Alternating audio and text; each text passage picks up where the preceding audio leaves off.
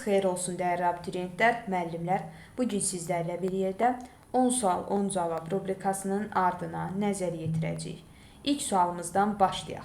Aruza müjdəni kim və ya kimlər verir? Basatın Təpəgözü öldürdüyü boyla əlaqəli sualdır. Buyurun fikirləşin. Doğru cavabı təqdim edirəm. Aruza 2 dəfə müjdə verilir. Belə ki, Basatla bağlı ilk müjdəni Qapaqqan kişinin qarısı verir. Basat el-obaya qayıtdığı üçün Aruza oğlun gəldi deyir. İkinci müjdə isə Basatın Təpəgözü öldürməsi ilə əlaqəlidir.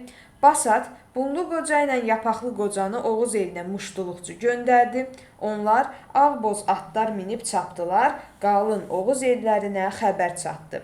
At ağızlı Aruz qocanın evinə çapar gəldi, ona Basatın sevinç xəbərini verdi. Muştuluq oğlun Təpəgözü öldürdü. Deməli, burada isə çaparlar. Birində Qapaqqan kişi, digərində çapar. İkisi də müxtəlif, deyək ki, məqamla bağlıdır.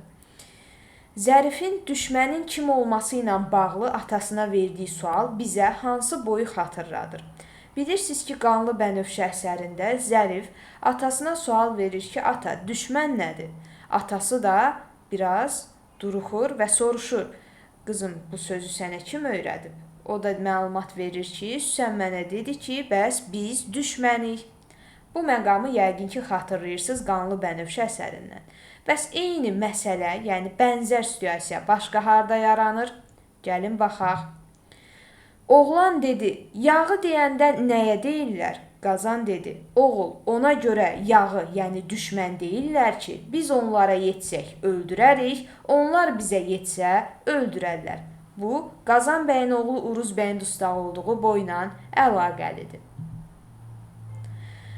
Qasım bəy Zakir, elmsiz insanı heyvana bənzədir. Fikri doğrudurmu? Gəlin baxaq. Qafqaz müsəlmanlarına xitab şeirində verilmiş hissəyə nəzər yetirək. Zinət-i şəxs elmi ürfandır, elmsiz şəxs misli heyvandır.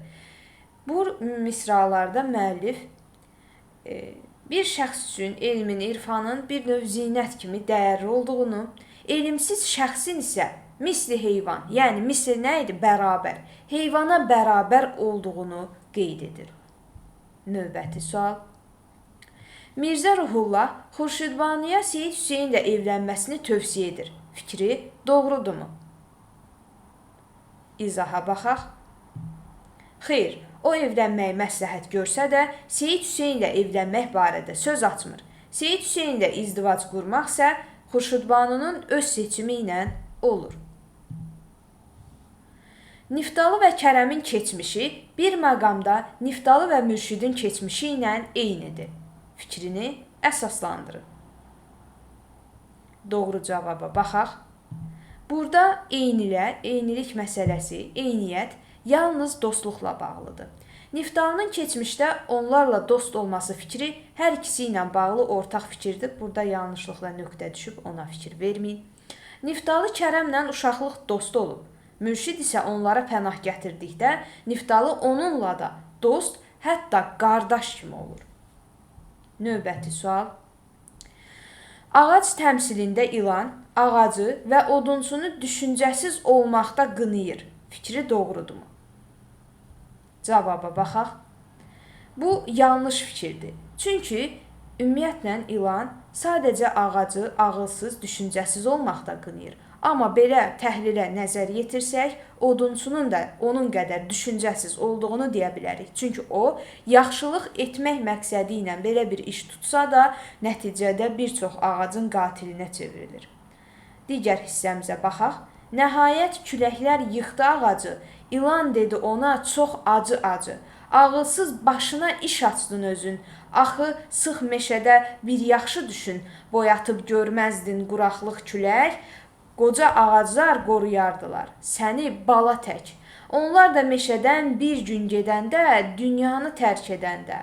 Sən də qalxıb boya başa çatardın, kökün üstə möhkəm qərar tutardın. Yıxılmazdın, elə hey yüksələrdin, bəlkə də tufana sinə gərərdin.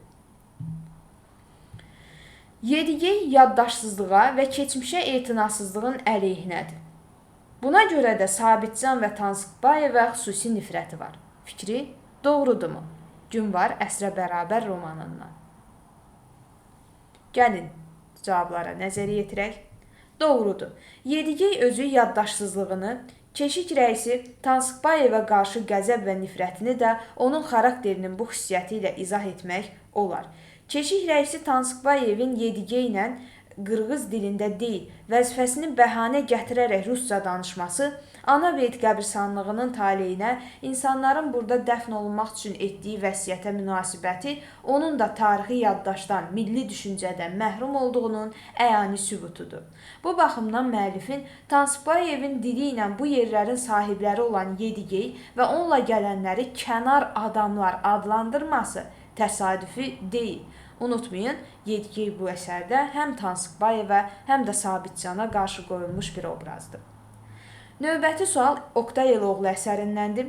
Səməd bəy Oqtayı özünə dost saysa da, reallıqda onunla tamam zid bir obrazdır. Fikri doğrudurmu? Doğru cavabı səsləndirək. Bu doğru fikirdir. Əsərdə Oqtayın xarakterinin, həyata baxışının açıqlanmasında Səməd bəy ilə bağlı dialoqların ayrıca rolu var. Onlar əslində bir-birinə zidd obrazlardır. Bu cəhətlər onların bir-biri ilə olan söhbətlərində özünü aydınca göstərmiş olur. Səməd bəy gah Oqtayı rüşvəti olan vəzifə sahibi kimi görmək istəyir, gah da onun Rus teatrına çoxlu qazanc arxasınca getməsinə təkid edir. Diqqətli olun, rüşvəti olan vəzifə sahibi və Rus teatrına getməsi məsələsi önəmlidir. Özünü Oqtaya dost sayan Səməd bəy həqiqətdə bu sənət fədaisinin ideallarını başa düşməkdən uzaq olan və aciz olan bir obrazdır. Müəllifin hadisələrə müdaxilə edə bilmədiyi ədəbi növdə müəllif özünü yalnız bu vasitəsilə ifadə edir.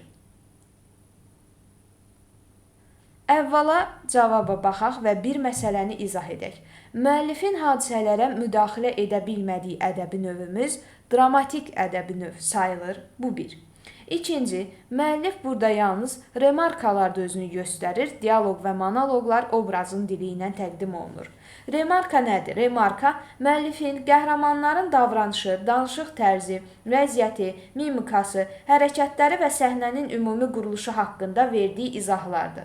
O, dialoqların içində və ya əvvəlində çox vaxt mötərizədə və ya fərqli şriftlərlə yazılır. Məsələn, mötərizədə yazıb ki, əsəbi halda, mən bu işi belə etməyəcəm. Bu cümlədə əsəbi halda hissəsi remarkadır və tamaşaçılara və ya rejissora bu cümlənin hansı həyəcanla deyilməli olduğunu bildirir. Növbəti sualımız, həmişə bu sualları izləyicimizin şərhinə buraxırıq. Deyir, həyat səni güldürəndə gülmüsən, hünərim var ağladanda gül görüm. Nə gözəl şeir, düzdürmü? İndi isə buyurun, izləyicimiz bunu şərh etsin.